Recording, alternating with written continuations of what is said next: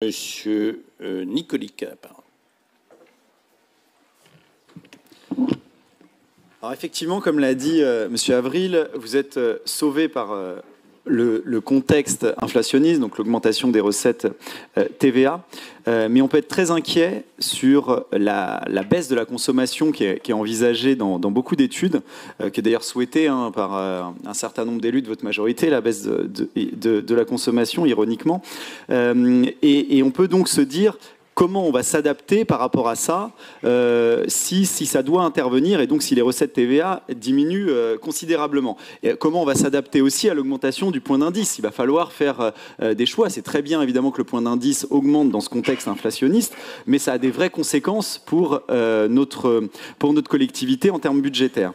Donc je disais, il va falloir assumer des choix et des orientations dans l'avenir, avec des économies d'un côté, avec peut-être des projets plus clairs sur les orientations que l'on souhaite. J'entends les critiques de M. Forissier sur le saupoudrage, mais je suis surpris qu'il vote systématiquement pour ce saupoudrage. Enfin, systématiquement, en commission permanente ou dans l'hémicycle, vous votez pour le saupoudrage qui est proposé par la région. Donc, je trouve ça assez ironique que vous opposiez ensuite. Et donc, j'entends qu'il faut proposer vous le dites, il va falloir qu'on définisse des orientations claires et tout, mais on ne sait pas lesquelles. Et donc, je continue. Non, nous, on s'oppose beaucoup plus concrètement, justement, à certaines orientations. Alors, je continue. Je disais qu'il va falloir sortir des postures idéologiques face à ce concret et par rapport aux orientations qu'on va devoir choisir. Qu'est-ce que j'entends par posture idéologique ? Je parle, et là, j'ai bien lu ce que préconise le Césaire. Quand le Césaire relève, par exemple, qu'on n'atteint pas notre ambition bio, enfin votre ambition bio. Et pourquoi ? Parce que on a du mal à se dire que la demande va aller vers plus de bio. Les derniers mois et les dernières années démontrent plutôt justement du fait des difficultés des Français que la filière bio atteint peut-être sa limite. Et bien face à cette chose très concrète, il va falloir s'y adapter à la fois par rapport aux consommateurs, à la fois par rapport à nos agriculteurs pour qu'ils aient un marché. Et je vais même vous dire par rapport à l'écologie. J'ai lu une étude récente qui montrait que quand on atteint un certain niveau de bio, ça veut dire plus d'utilisation des sols, on se rend à la fois...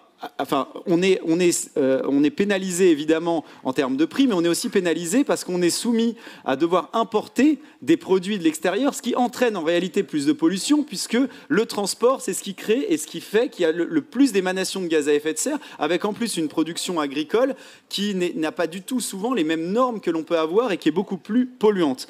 Et bien ça, c'est le concret en fait. Donc il va falloir qu'on fasse des choix par rapport à ça, parce que ça a un coût en fait pour notre collectivité par exemple. Donc il est illusoire pour nous d'imaginer qu'on va passer en région centre à 15% en 2030. Ça peut correspondre à d'autres régions, mais on est le grenier de la France. Donc on risque à la fois une forte augmentation des prix et une pénurie alimentaire, c'est le concret, dans notre pays, si notre région grenier de la France va vers ce type d'orientation. Les postures idéologiques, c'est par exemple aussi la transition énergétique.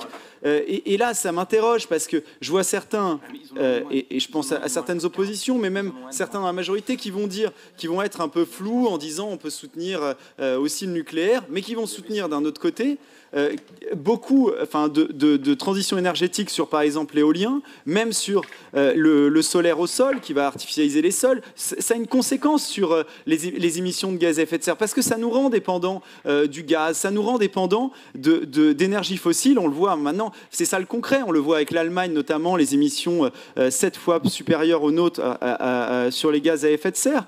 Et on voit les Allemands qui sont dépendants de nous maintenant, qui veulent nous racheter du nucléaire. Ça, c'est quelque chose de très concret. Mais il va falloir l'assumer. Quand je vois M. Godet, il l'assume. Il dit « je suis contre le nucléaire, je suis pour qu'on augmente les éoliennes, mais au moins on voit vers quoi on va ». Et non, vous ne dites pas l'inverse parce que vous votez systématiquement pour ce type de projet. C'est ça qui est paradoxal. Et je pense que notre collectivité aujourd'hui, elle va devoir choisir ce qu'elle souhaite, s'adapter à ce réel, s'adapter au concret, parce que sinon, on va droit à de très très grandes déconvenues dans notre région. J'ai parlé, alors je m'arrête là, pardon, j'avais d'autres points justement sur les postures idéologiques, mais ces deux postures idéologiques, je pense, représentent déjà ça, et je demande vraiment qu'on se pose beaucoup de questions par rapport à ce réel dans l'avenir au sein de notre collectivité.